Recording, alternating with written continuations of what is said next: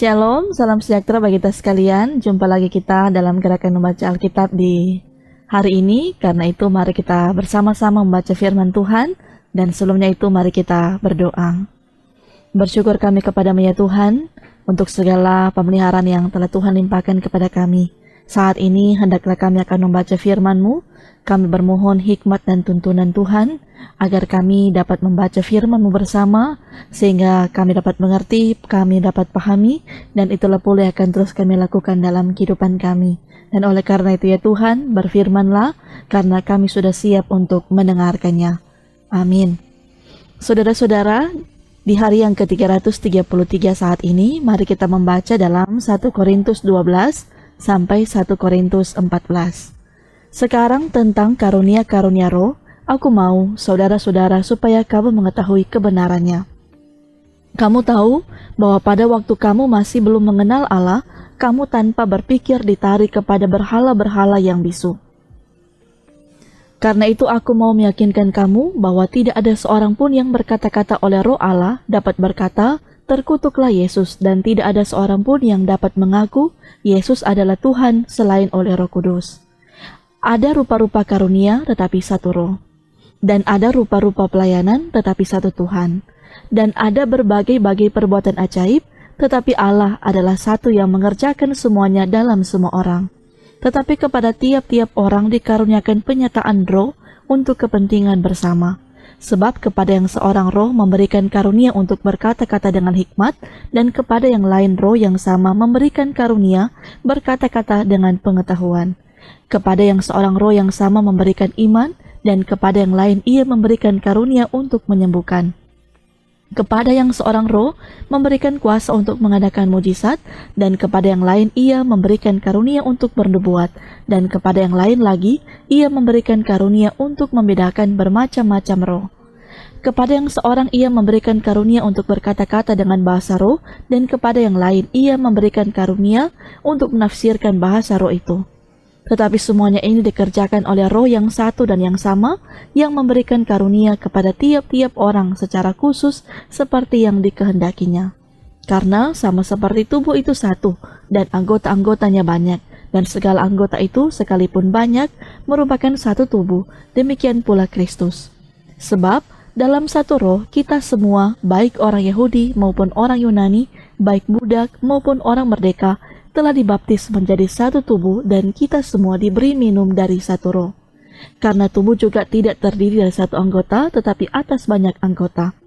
Andai kata kaki berkata, karena aku bukan tangan, aku tidak termasuk tubuh, jadi benarkah ia tidak termasuk tubuh? Dan andai kata telinga berkata, karena aku bukan mata, aku tidak termasuk tubuh, jadi benarkah ia tidak termasuk tubuh? Andai kata tubuh seluruhnya adalah mata, di manakah pendengarannya? Andai kata seluruhnya adalah telinga, di manakah penciuman? Tetapi Allah telah memberikan kepada anggota masing-masing secara khusus suatu tempat pada tubuh seperti yang dikehendakinya. Andai kata semuanya adalah satu anggota, di manakah tubuh? Memang ada banyak anggota, tetapi hanya satu tubuh. Jadi mata tidak dapat berkata kepada tangan, aku tidak membutuhkan engkau, dan kepala tidak dapat berkata kepada kaki, aku tidak membutuhkan engkau. Malahan justru anggota-anggota tubuh yang nampaknya paling lemah, yang paling dibutuhkan. Dan kepada anggota-anggota tubuh yang menurut pemandangan kita kurang terhormat, kita berikan penghormatan khusus. Dan terhadap anggota-anggota kita yang tidak elok, kita berikan perhatian khusus. Hal itu tidak dibutuhkan oleh anggota-anggota kita yang elok. Allah telah menyusun tubuh kita begitu rupa, sehingga kepada anggota-anggota yang tidak mulia diberikan penghormatan khusus. Supaya jangan terjadi perpecahan dalam tubuh, tetapi supaya anggota-anggota yang berbeda itu saling memperhatikan. Karena itu, jika satu anggota menderita, semua anggota turut menderita. Jika satu anggota dihormati, semua anggota turut bersukacita. Karena kamu semua adalah tubuh Kristus, dan kamu masing-masing adalah anggotanya. Dan Allah telah menetapkan beberapa orang dalam jemaat, pertama sebagai rasul, kedua sebagai nabi, ketiga sebagai pengajar, selanjutnya mereka yang mendapat karunia untuk mengadakan mujizat, untuk menyembuhkan, untuk melayani, untuk memimpin, dan untuk berkata-kata dalam bahasa roh. Adakah mereka semua rasul, atau nabi, atau pengajar? Adakah mereka semua mendapat karunia untuk mengadakan mujizat, atau untuk menyembuhkan, atau untuk berkata-kata dalam bahasa roh, atau untuk menafsirkan bahasa roh? Jadi, berusahalah untuk memperoleh karunia-karunia yang paling utama, dan aku menunjukkan kepadamu jalan yang lebih utama lagi. Sekalipun aku dapat berkata-kata dengan semua bahasa manusia dan bahasa malaikat, tetapi jika aku tidak mempunyai kasih, aku sama dengan gong yang berkumandang dan canang yang gemerincing.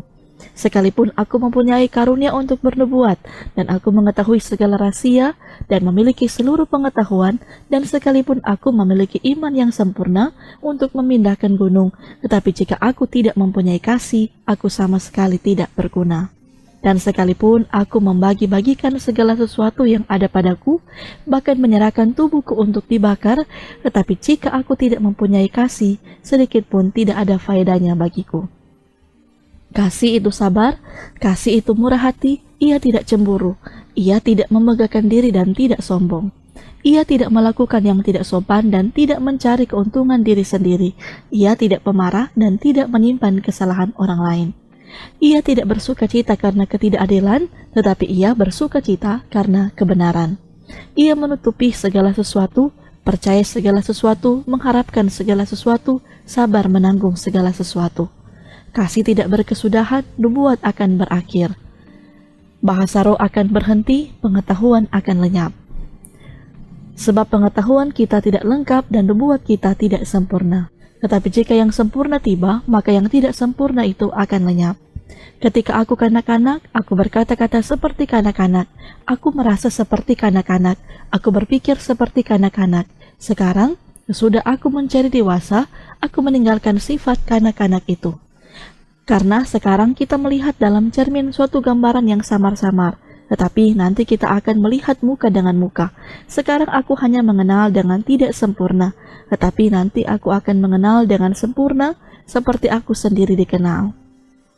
Demikianlah tinggal ketiga hal ini, yaitu iman, pengharapan, dan kasih, dan yang paling besar di antaranya ialah kasih. Kejarlah kasih itu dan usahakanlah dirimu memperoleh karunia-karunia roh, terutama karunia untuk bernubuat. Siapa yang berkata-kata dengan bahasa roh, tidak berkata-kata kepada manusia, tetapi kepada Allah. Sebab tidak ada seorang pun yang mengerti bahasanya, oleh roh ia mengucapkan hal-hal yang rahasia. Tetapi siapa yang bernubuat, ia berkata-kata kepada manusia, ia membangun, menasehati, dan menghibur. Siapa yang berkata-kata dengan bahasa roh, ia membangun dirinya sendiri, tetapi siapa yang bernubuat, ia membangun jemaat.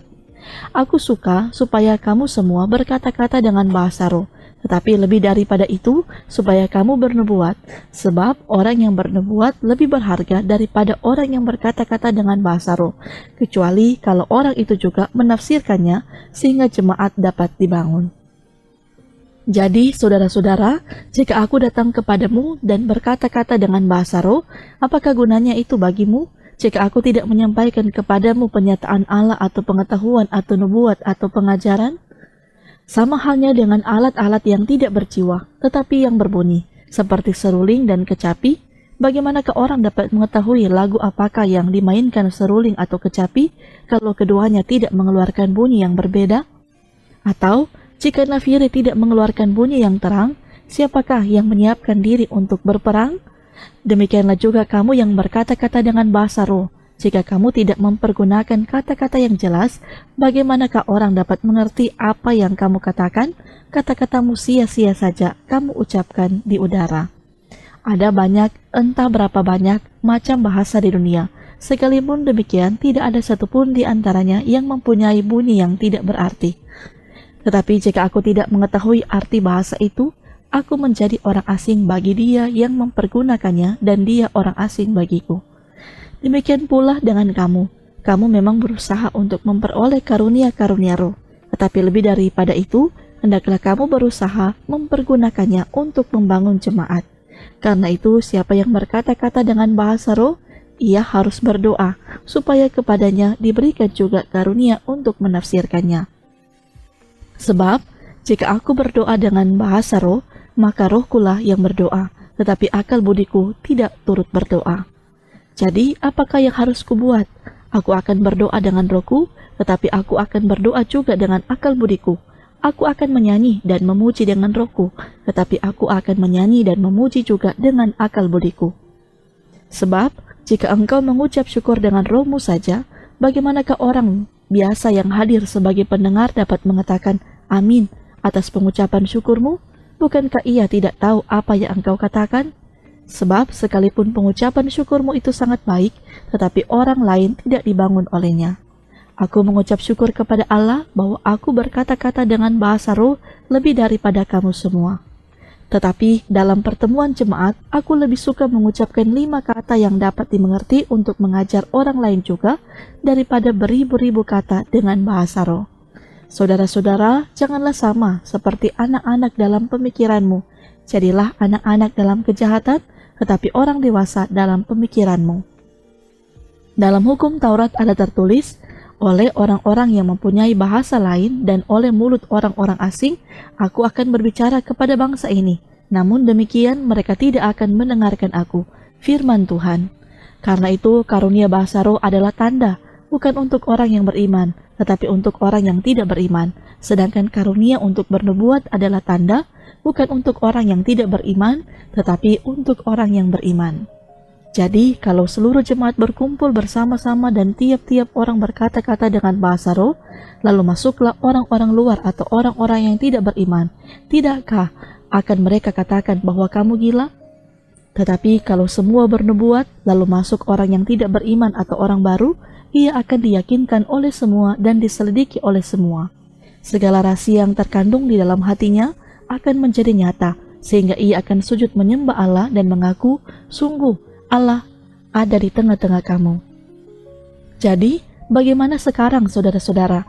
Bila mana kamu berkumpul, hendaklah tiap-tiap orang mempersembahkan sesuatu, yang seorang mazmur, yang lain pengajaran, atau penyataan Allah, atau karunia bahasa roh, atau karunia untuk menafsirkan bahasa roh, tetapi semuanya itu harus dipergunakan untuk membangun. Jika ada yang berkata-kata dengan bahasa roh, biarlah 2 atau sebanyak-banyak 3 orang, seorang demi seorang, dan harus ada seorang lain untuk menafsirkannya. Jika tidak ada orang yang dapat menafsirkannya, hendaklah mereka berdiam diri dalam pertemuan jemaat dan hanya boleh berkata-kata kepada dirinya sendiri dan kepada Allah. Tetapi tentang nabi-nabi, baiklah 2 atau 3 orang di antaranya berkata-kata dan yang lain menanggapi apa yang mereka katakan. Tetapi jika seorang lain yang duduk di situ mendapat penyataan, maka yang pertama itu harus berdiam diri. Sebab kamu semua boleh bernubuat seorang demi seorang, sehingga kamu semua dapat belajar dan beroleh kekuatan. Karunia nabi takluk kepada nabi-nabi. Sebab Allah tidak menghendaki kekacauan, tetapi damai sejahtera. Sama seperti dalam semua jemaat orang-orang kudus, perempuan-perempuan harus berdiam diri dalam pertemuan-pertemuan jemaat, sebab mereka tidak diperbolehkan untuk berbicara. Mereka harus menundukkan diri, seperti yang dikatakan juga oleh hukum Taurat. Jika mereka ingin mengetahui sesuatu, baiklah mereka menanyakannya kepada suaminya di rumah, sebab tidak sopan bagi perempuan untuk berbicara dalam pertemuan jemaat. Atau adakah firman Allah mulai dari kamu? Atau hanya kepada kamu sajakah firman itu telah datang? Jika seorang menganggap dirinya nabi atau orang yang mendapat karunia rohani, ia harus sadar bahwa apa yang kukatakan kepadamu adalah perintah Tuhan. Tetapi jika ia tidak mengindahkannya, janganlah kamu mengindahkan dia. Karena itu, saudara-saudaraku, usahakanlah dirimu untuk memperoleh karunia untuk bernubuat, dan janganlah melarang orang yang berkata-kata dengan bahasa roh. Tetapi segala sesuatu harus berlangsung dengan sopan dan teratur. Mari kita berdoa. Terima kasih Tuhan, kami semua telah dituntun Tuhan membaca firman-Mu bersama saat ini. Biarlah kami akan semakin gemar untuk selalu membaca firman-Mu, dan firman-Mu lah yang akan terus melengkapi setiap kehidupan kami. Dan terima kasih untuk anugerah kehidupan yang Kau limpahkan kepada kami, dan saat ini kami hendak melakukan segala tugas tanggung jawab kami. Kami mohon bimbingan Tuhan lewat hikmat, kekuatan, kemampuan, sehingga lewat kerja, usaha, bahkan lewat setiap harapan kerinduan kami, semuanya pula ada dalam kendalinya Tuhan. Karena itu kami yakin percaya hanya ke dalam tangan Tuhan kami boleh menuai segala berkat yang terindah yang akan Tuhan berikan. Inilah doa kami, di dalam nama Tuhan Yesus, Juru Selamat kami yang hidup, kami berdoa kepadamu. Amin. Demikianlah gerakan membaca Alkitab saat ini. Tuhan memberkati kita sekalian.